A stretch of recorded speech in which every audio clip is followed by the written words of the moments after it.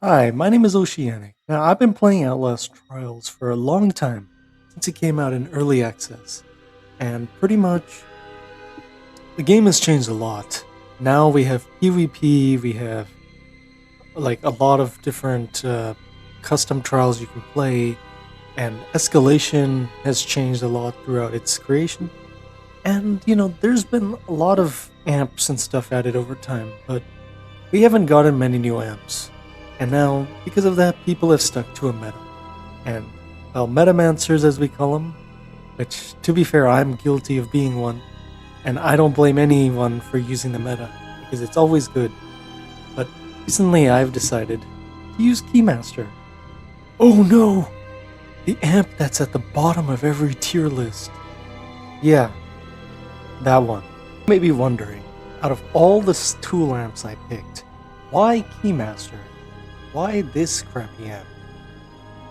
Because I know Backpack is just a great amp for giving you extra spot for your inventory, and we have literally Lockbreaker, which is the better version of this amp, and of course we have any other amp like Noise Reduction, which also reduces the sound you make.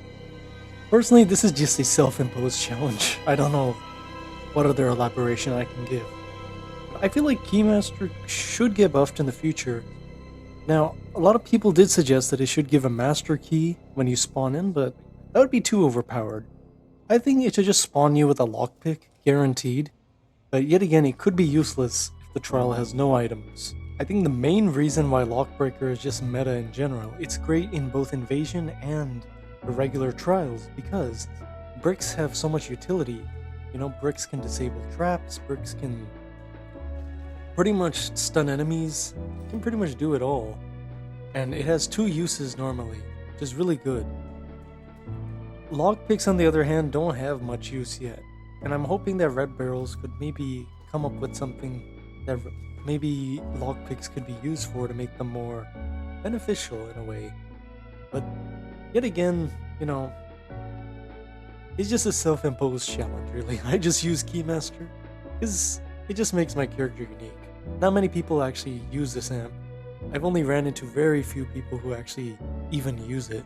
So yeah, here I actually switched to Keymaster. Now, Keymaster is definitely slower than Lockbreaker, but it's very situational. Now, what Keymaster actually does, for those who don't know,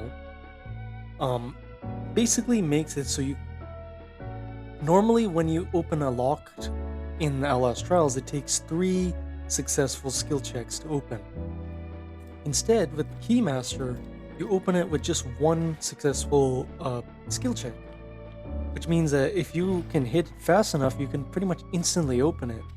So you're basically carrying a mini master key in your hands. It sounds great, however though, it involves you stopping and doing a mini game, which can definitely stall you, especially if you're in a chase. The only reason I like to use it is because sometimes, you may not find bricks in the trial. Obviously, it depends on your luck, but if there are items available, usually there are bricks, and you'll be able to find them. But personally, I like it because, it feels satisfying to open, and I'm also pretty bad at skill checks, so it's a good way for me to practice. In a way, it has its use. So yeah, to any other content creators watching, I respect whatever amps you use or like.